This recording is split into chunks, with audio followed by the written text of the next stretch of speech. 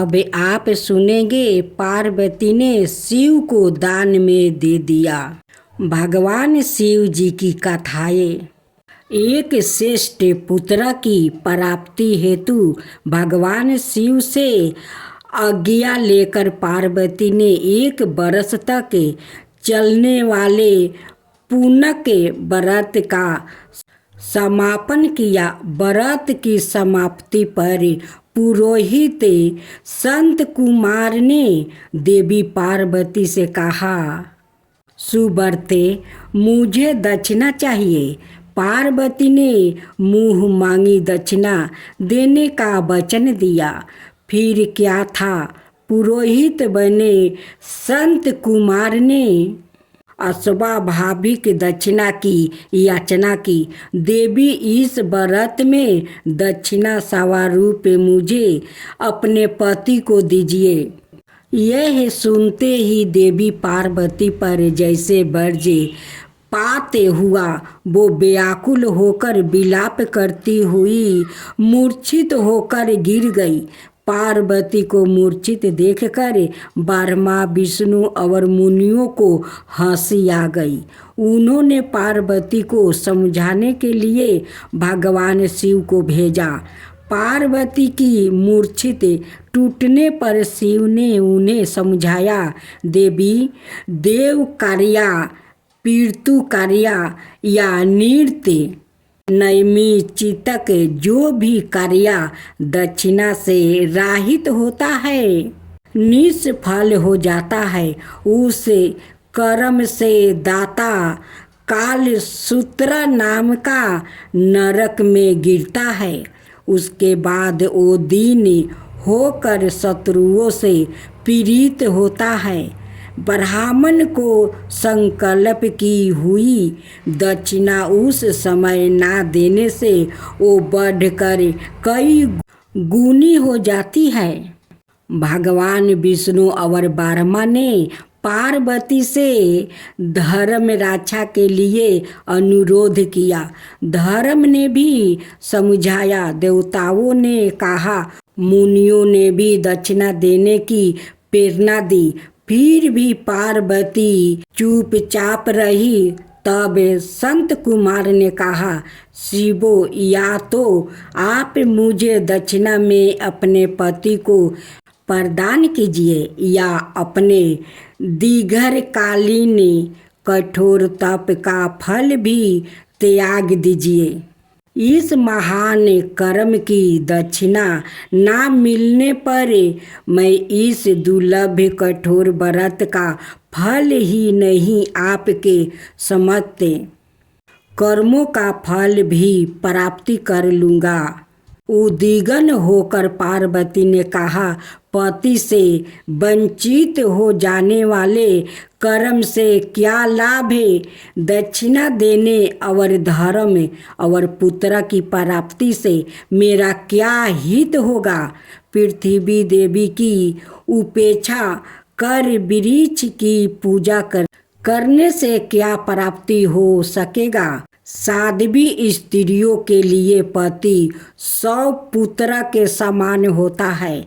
ऐसी स्थिति में यदि व्रत में अपने पति की ही दक्षिणा दे दी जाए तो पुत्र से क्या लाभ है? यह सत्य है कि पुत्र पति का ही अंश होता है, लेकिन उसका एकमात्र मूल तो पति ही होता है।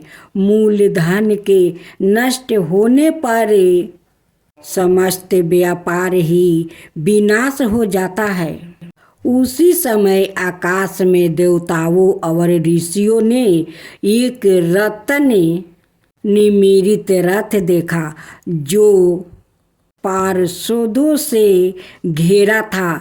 उस रथ से श्री नारायण उतर कर देवताओं के सम्मुख उपस्थित हुआ।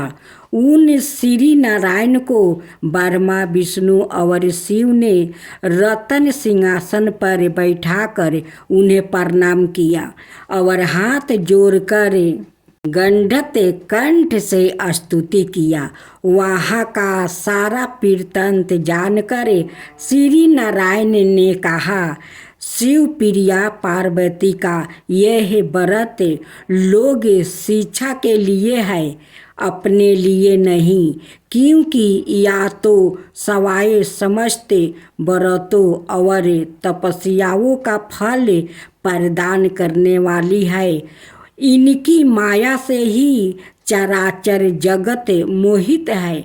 फिर उन्होंने पार्वती को संबोधित कर कहा, शिवे, इस समय तुम महादेव जो कि दक्षिणा में देकर अपना व्रत पूरा कर लो, फिर समुचित मूल्य देकर अपने जीवन धन को वापस लेना। गौओं की भांति भी विष्णु के शरीर में है, अत तुम ब्राह्मण को गौमूल्य प्रदान कर अपने पति को लौटा लेना। यह कहकर वो अंतर्ध्यान हो गए। तब पार्वती प्रसन्न मन से अपने प्रण लिया कि वो अपने पति को दक्षिणा में देने के लिए तैयार हो गई। उन्होंने हवन की, पुरोहिती की और अपने जीवन नाथ शिव को दक्षिणा रूप में दे दिया। इसके बाद उन्होंने पुरोहित संत कुमार से निवेदन किया, प्रियवर, गौ का मूल्य मेरे पति के बराबर है। मैं आपको अत्यंत सुंदर 1,00,000 गौ प्रदान करूंगी। इसके बदले में आप मेरे जीवन पति को लौटा दो। प्राणनाथ के मिले जाने पर मैं पूर्ण ब्राह्मणों को विपुल दक्षिणा प्रदान करूंगी। तब संत कुमार ने पार्वती से कहा, देवी, मैं ब्राह्मण हूँ, मैं 1,00,000 गौ लेकर क्या करूँगा?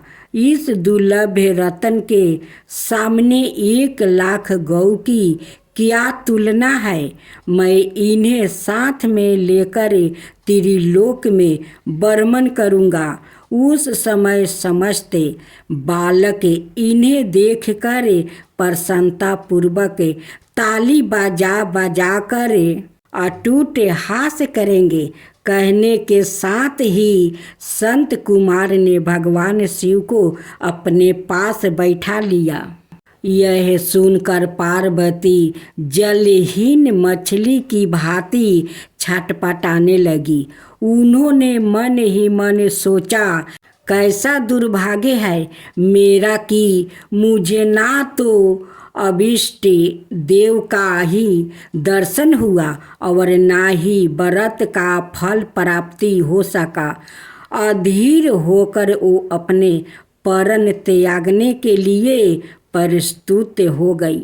आकमस्त उसी समय आकाश में तेज समूह प्रकट हुआ।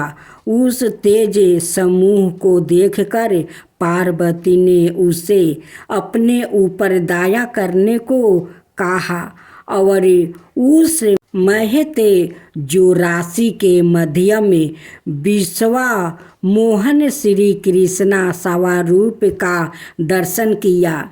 ऐसे भुवन मोहन अनूप रूप को देखकर भगवती पार्वती उसी के सदृश पुत्रा की कामना करने लगी और उसी क्षण उन्हें वो वर भी प्राप्ति हो गया। तदंतर वो तेज वो ही तिरोहित हो गया। तब देवताओं ने ब्रह्मपुत्रा संत कुमार को समझाया। संत कुमार ने दिगंबर शिव को उनकी प्राणों श्री पार्वती को लौटा दिया।